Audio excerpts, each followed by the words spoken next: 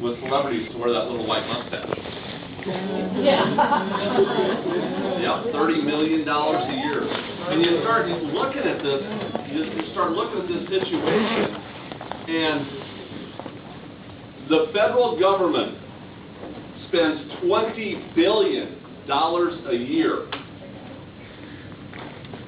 paying farm animals, farmers who are growing farm animals, who are growing the crops for our consumption. So if you're a farmer growing crops that are going to be fed to farm animals, not humans, but they're going to be fed to farm animals that we're going to consume, they give you an extra $20 billion a year. Now, they don't do that for farmers who are growing crops that are for human consumption. It's only for the farmers who are growing crops for farm animals. Okay, $20 billion a year. Now, this is just ridiculous. And you wonder why. Why are they doing this? Well, it's all about the money. We're just following the money here. It keeps the prices affordable on those animal products, the milk and the dairy. And let's say they took this $20 billion a year away from those farmers, gave it to the farmers who are growing fresh fruits and vegetables, said, hey, build some more orchards, build some more anything that's growing fresh fruits and vegetables.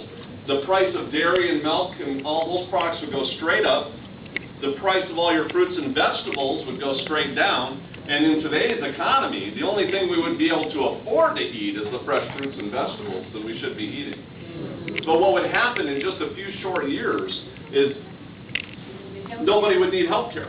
Amen. We wouldn't need all these hospitals, we wouldn't need all these doctors, and we wouldn't need these multi-trillions of dollars of drugs. And they can't have that. So, and that is the power. That is the power that is controlling our lives and making sure that we're staying on this cholesterol diet. I mean, it's everywhere. They just bombard it everywhere they possibly can. So, you know, you can kind of look at it, and now you can see the picture. It's like, oh, okay, now we know why. Woo! Okay, see how that got saucy? And that's your taco meat, just like that. So we're going to put that right in here.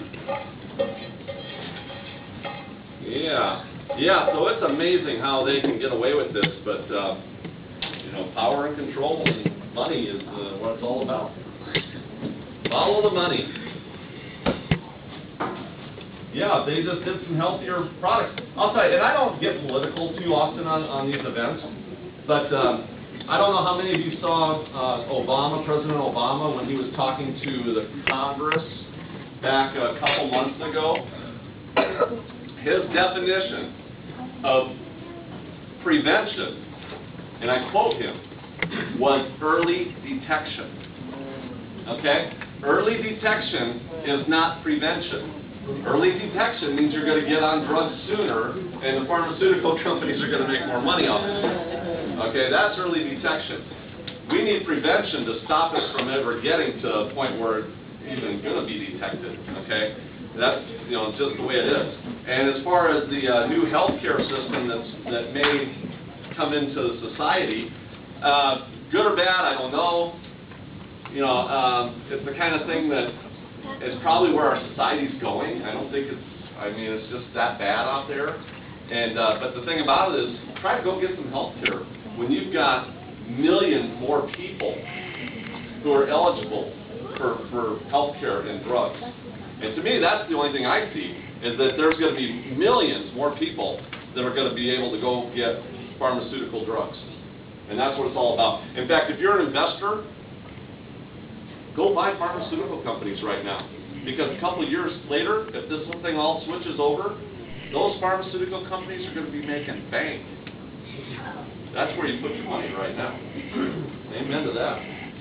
And, you know, but, you know, they're not looking at the solution. They're just not looking at the actual solution by getting this society healthy. I mean, where's Arnold Schwarzenegger when we need him? You know? He'll be getting everybody exercise and eating right and stuff, you know. He did such a good job back when he was doing that. But, yeah, you know, and that's just the way it is. So that's the reality of it. So we got to take it upon ourselves so at least we can be healthy. We might have to pay the taxes. We might have to pay the insurance premiums for other people that are sick, but at least we can be healthy and we can have energy. And one of the things that I really want to point out here real quick, because this is where it's going. Amen. I know, I got like 3 days worth of material, so you're getting you're getting a fraction of it.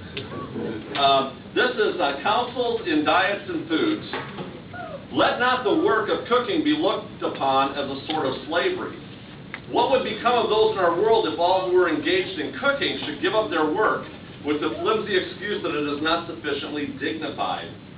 Cooking may be regarded as less desirable than other lines of work, but in reality, it is a science in value above all other sciences.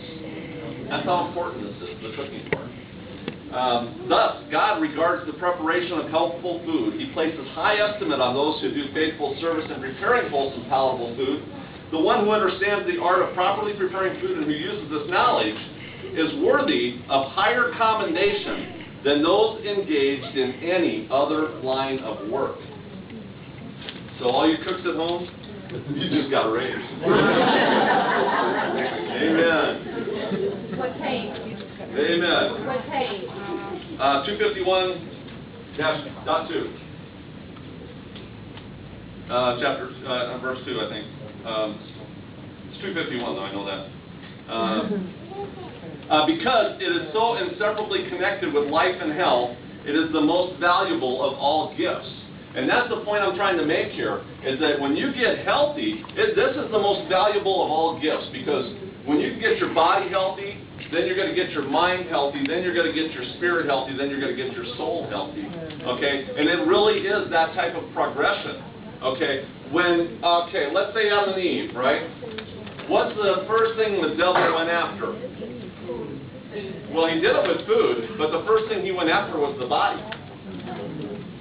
Because first you get the body, then you get the mind, then you get the spirit, and then you get the soul. And even today, that's what, even our kids. The devil's going after our kids with all this cholesterol and junk food before they're even at an age where they can make decisions of their own. So that's why we really need to have that responsibility level to make sure we're eating the right and proper products. And I'll tell you, when you start eating the right foods, your entire mind changes.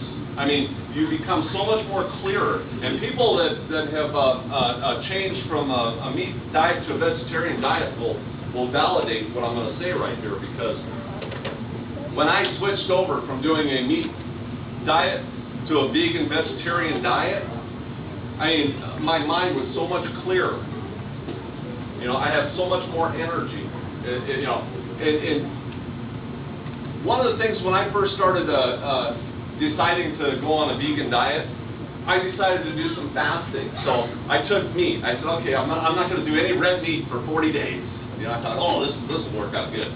In the first 5 days, I was like craving that hamburger and craving that steak. But then for the next 30 days, I was fine. And then the last 5 days of that 40-day fast, oh, I wanted a steak. I was like, man, 5 days, I'm going to have and I was ready to have one right then. It's like, and I was, like the devil was trying to break my fast or something there. But when I started to think about this, and I was like, you know what's happening? Well, how can I go 35 days without a steak, and then all of a sudden I'm craving one? And it was because my body was knowing that eventually, real soon, I was going to get one. So it started sending these signals to my brain saying, hey, give me it now, I want that steak. So it is a mind over matter. And what's happening in the world is we have sunken into